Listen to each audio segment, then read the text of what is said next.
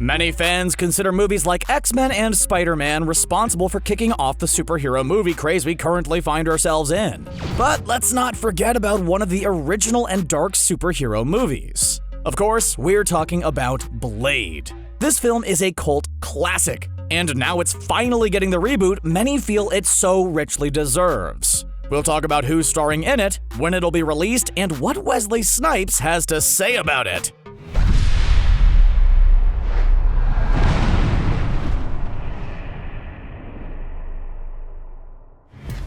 Mahershala Ali is an Academy Award-winning actor recently in the spotlight for the film Green Book. He's also the kind of guy you don't say no to, apparently, even if you're Marvel Studios head Kevin Feige.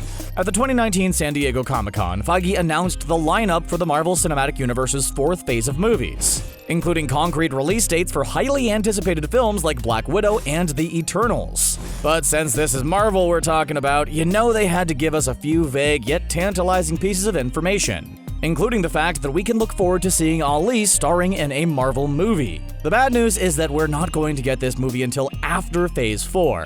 But the good news? Mahershala Ali is going to be starring in a Marvel Studios reboot of the cult classic movie Blade. To be honest, we're torn between hopeful optimism and high-pitched screams of delight about it. The original movie was released in 1998, and star actor Welsey Snipes reprised his role in the sequels Blade 2 and Blade Trinity. As recently as 2014, Snipes claimed he'd be interested in playing Eric Brooks on the big screen again.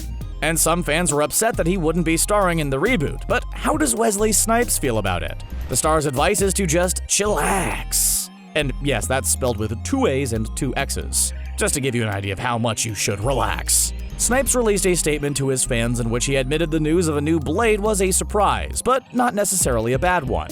He claimed to be a fan of the MCU and congratulated Mahershala Ali on scoring the role. The respect goes both ways too, since Ali posted a picture of Snipes as Blade along with the crown emoji, which is just a more concise statement, really.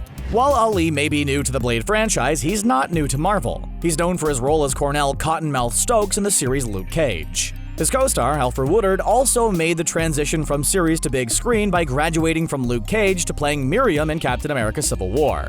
Ali also provided the voice for Aaron Davis, the uncle of Miles Morales in Sony's Spider-Man Into the Spider-Verse. Some fans were hoping the multi-talented Jordan Peele would get involved, since he has a penchant for horror and Blade is a darker, grittier movie than we're used to seeing in the MCU. But recently, Peele said he wouldn't feel right at the helm of a Marvel movie, because he's simply not a true fanboy. Instead, he's relegated to the role of comic book and graphic novel appreciator. Hey, it's never too late to get into comic books. One big question fans have right now is how will the story of Blade impact the MCU? It's a fair question, especially considering Ali's role in Luke Cage. But the show's connection to the MCU has always been tenuous, and some fans prefer not to acknowledge that they even exist. The first season of Daredevil mentioned the aftermath of the Battle of New York, but a couple seasons later, the show seemed totally removed from the events of the big screen.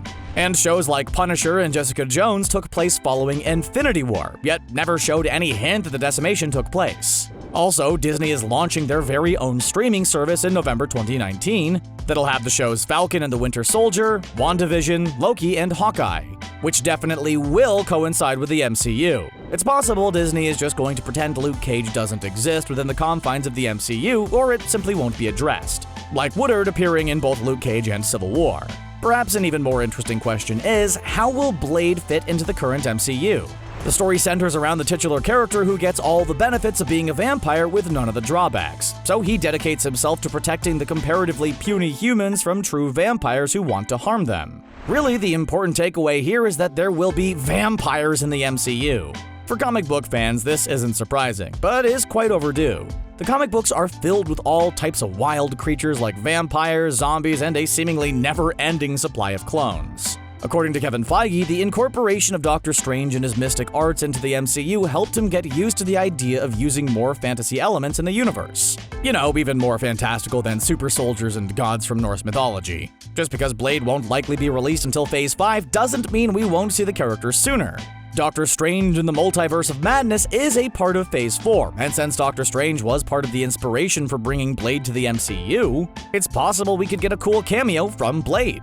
The Multiverse of Madness is also being billed as more like a horror movie, which also makes it a great way to introduce this legendary vampire hunter. While seeing Blade in theaters might be quite a ways away, we think the next Doctor Strange movie will give some important hints about how he'll fit into the MCU. Not that we needed an excuse to see Doctor Strange in the Multiverse of Madness, but now we're even more excited for its premiere.